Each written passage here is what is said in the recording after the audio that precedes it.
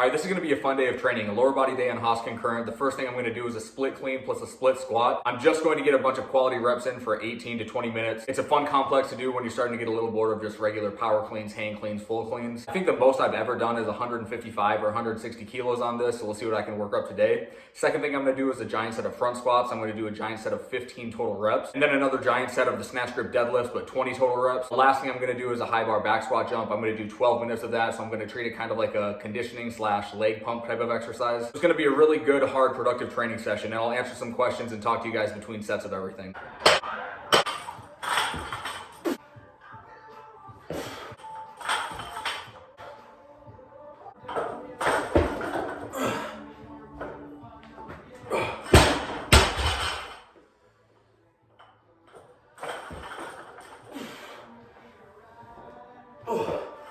All right, time to put the belt on.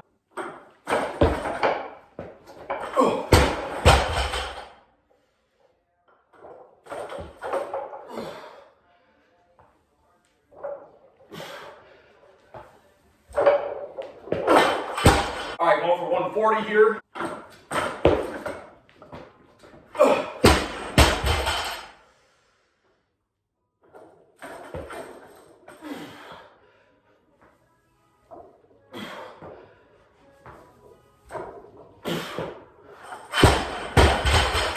Felt pretty good there. It's so hard to gauge if these are like good reps when you do the split. When you do just a normal power clean, it's easy to tell like how low you got with your catch. When you're doing the split, it's like you don't know how low you are catching the bar. It's kind of weird. All right, is training the thing that I talk about and or think about most in my life? So in terms of what I think about the most, training is definitely near the top. It's probably not the top, but that's what my job is. I make content about training, so yeah, I'm thinking about training all the time.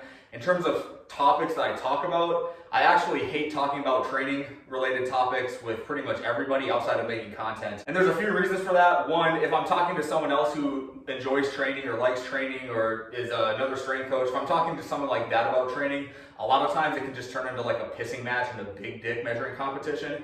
And it's like, a lot of times people will use that as an opportunity to kind of show how much they know about training, and they're trying to like just flaunt their knowledge, which I think is just kind of annoying, and I try to stay away from it, especially because you don't want to get into a debate, like a friendly debate or an argument with someone who you're just having a casual conversation with. And a lot of those conversations just kind of end up in a situation where you're just like nodding along with someone because, I don't know, I have some, I guess, I don't know if they're controversial opinions, but I have a lot of like non-mainstream positions on training. Maybe they are mainstream, I guess, I don't know. That's what I make content about. But there's definitely a lot of things regarding training and how to train, whether it's for hypertrophy, for strength, just for general wellness, or like just strategies for programming that I probably think a little bit differently on than your average strength conditioning coach or just your average training enjoyer. So the conversations a lot of times end up being where you're just kind of like nodding along because you just want to be polite. And I'm introverted, I'm kind of autistic, and I don't really fit in well in those types of situations. I don't like talking about training with someone who doesn't enjoy training as much as I do. So you want to find common interests when you're having discussions with people, just like casual discussions with people. So yeah, I really don't like talking about it at all outside of making content. So yeah, I try to avoid the topic as much as possible. Unless someone else like directly asks me questions, but then still if it's a casual conversation and I'm asked a question regarding training, I still kind of navigate it a certain way so that it doesn't end up where I'm like discussing super technical things regarding training. I always try to like, not to say that I want to dumb it down, but I want to keep it like as user friendly as possible with the other person, which also isn't enjoyable for me. All right, I got 150 on the bar. Gonna do this next set here.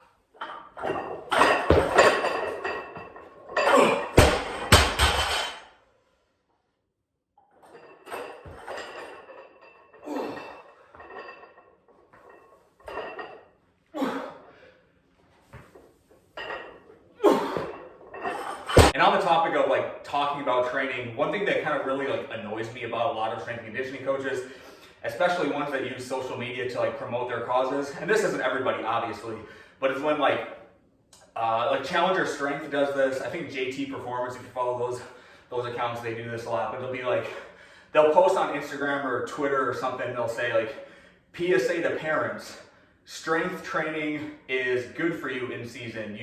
you didn't get hurt because you're strength training, you got hurt because you're doing too much sports without strength training. There'll be like messages like that you'll see all the time. But yeah, parents don't know that shit. I just don't like the condescending message of that kind of stuff, like directed towards parents who don't really know anything about training, and nor do they need to. They're just like sending their kids to you to get quality training and to make them work hard. So they're gonna ask questions about, is whatever exercise gonna be danger to my kid when he's in his junior year of soccer? Like, they don't know that shit. And yeah, that's the other thing I don't like talking about training, because a lot of times people can just be really condescending to parents, and it really bothers me. It's like, I don't know anything about cars, I don't know anything about being a mechanic, and so like if I take my car and I get an oil change and they tell me there's something else wrong with my car and I ask a question, I would hate it for them to be condescending about why I don't know anything about cars. I try to stay away from talking about training as much as possible, unless someone really wants to. So I reserve for my content pretty much. All right, gonna do 155 here. This might be my last set. We'll kind of see how it feels, and then we'll get on to front squats if it's my last one.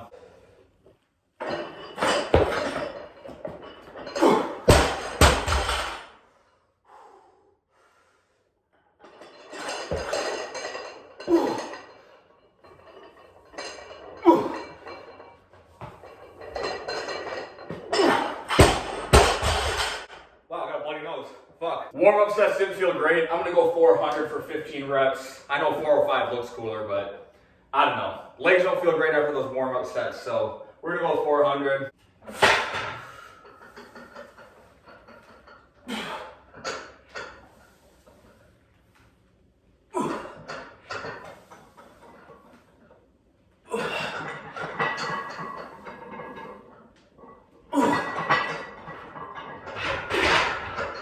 Four down, 11 to go. Do I have any problems with my knees? I had jumper's knee for like 2.5 years. I actually bought jumper's knee protocol from Jake Turner when I first got the jumper's knee. It felt like it went on forever. It would just come and go, but I had some really bad pain with it for like 2.5 years. His book is definitely a really good resource for people who have jumper's knee, so I definitely recommend getting his book if you're dealing with that. Outside of that, not really. Sometimes I'll get some like IT band tightness, and that'll kind of linger into like the outside of my knee. But that goes away if I just stretch it or foam roll it or something. It's a pretty acute thing.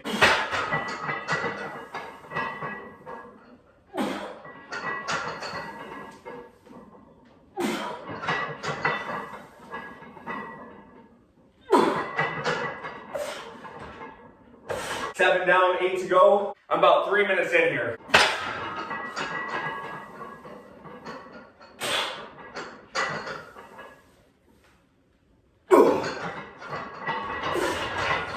I'm always asked about how I can squat facing outside of the rack. I honestly kind of hate it, but that's what you gotta do when you're doing content.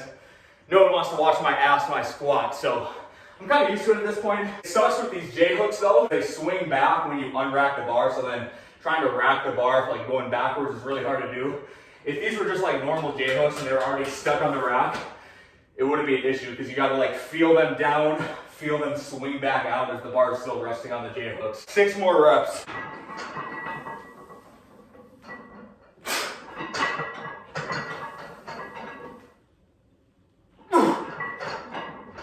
How would you incorporate dunks into the Haas project? Well, I assume if you want to do some dunking, you're probably playing basketball. If you're playing pickup, just do attempts between games. It's a pretty easy way to do that. The Haas project is 3 or 4 days a week, so just go on an off day and practice your attempts. I don't really have like a set prescription for that. Jump as long or as many reps as you can.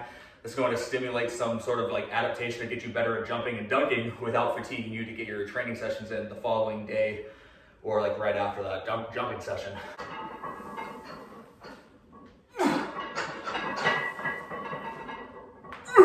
Two more reps.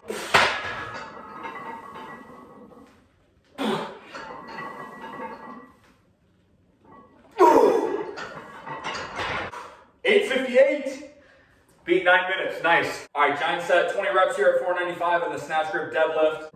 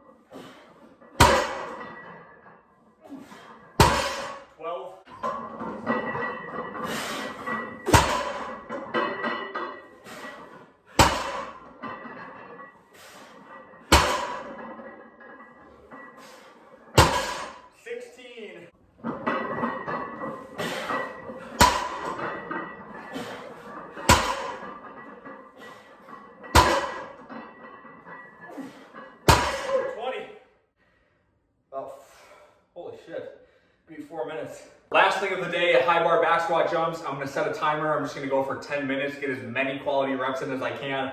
I'll probably do sets of 5 to 10 reps per set. Like I said at the beginning of this video, I'm gonna treat this as like a leg pump or a quasi conditioning exercise. I love doing these as a finisher. I love doing these as a warm up prior to squatting, and I just think it's a good exercise. There's a lot of different purposes to do it. So, but like I said, mostly for conditioning today, just get my heart rate up, keep my legs moving and work hard.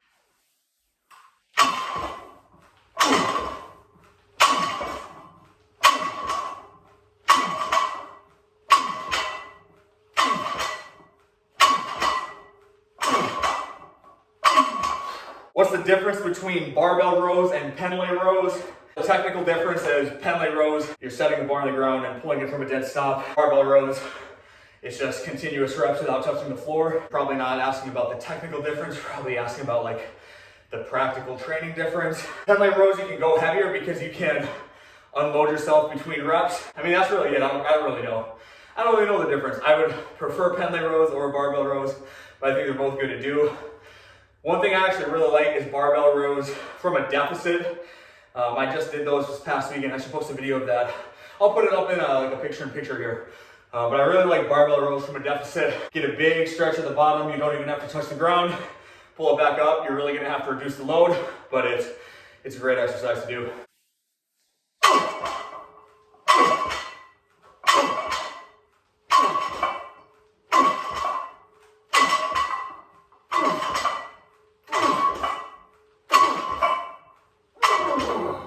All right, you've seen enough of me. That's all I got for the video. Thanks for watching. I'll see you next time.